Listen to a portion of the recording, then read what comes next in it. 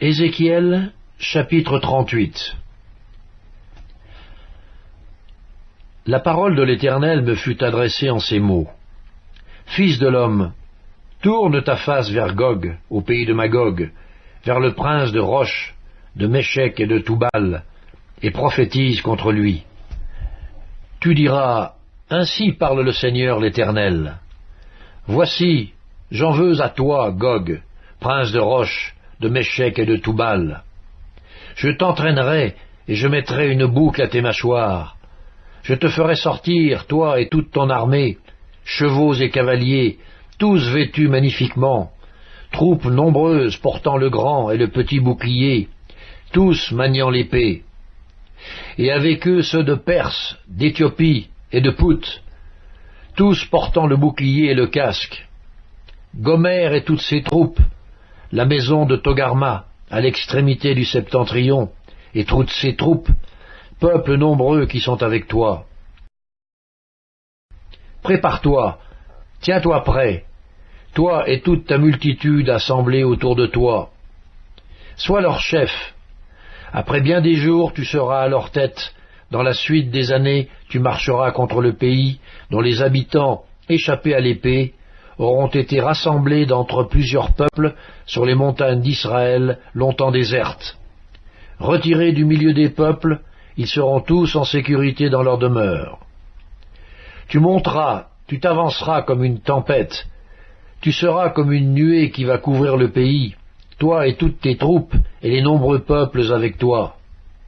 Ainsi parle le Seigneur l'Éternel. En ce jour-là, des pensées s'élèveront dans ton cœur, et tu formeras de mauvais desseins.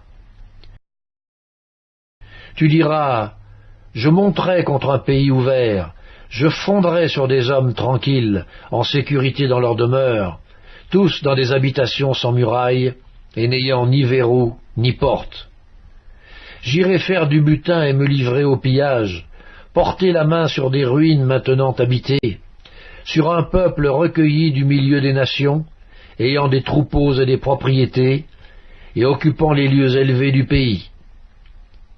Séba et Dédan, les marchands de Tarsis, et tous leurs lionceaux te diront, « Viens-tu pour faire du butin? Est-ce pour piller que tu as rassemblé ta multitude? Pour emporter de l'argent et de l'or? Pour prendre des troupeaux et des biens? Pour faire un grand butin? C'est pourquoi, prophétise, fils de l'homme, et dis à Gog, ainsi parle le Seigneur l'Éternel. Oui, le jour où mon peuple d'Israël vivra en sécurité, tu le sauras. Alors tu partiras de ton pays, des extrémités du septentrion, toi et de nombreux peuples avec toi, tous montés sur des chevaux, une grande multitude, une armée puissante. Tu t'avanceras contre mon peuple d'Israël, comme une nuée qui va couvrir le pays. Dans la suite des jours, je te ferai marcher contre mon pays, afin que les nations me connaissent, quand je serai sanctifié par toi sous leurs yeux, ô Gog. Ainsi parle le Seigneur l'Éternel. Est-ce toi de qui j'ai parlé jadis, par mes serviteurs les prophètes d'Israël, qui ont prophétisé alors pendant des années, que je t'amènerai contre eux? En ce jour-là, le jour où Gog marchera contre la terre d'Israël, dit le Seigneur l'Éternel, la fureur me montera dans les narines. Je le déclare, dans ma jalousie et dans le feu de ma colère, en ce jour-là, il y aura un grand tumulte dans le pays d'Israël.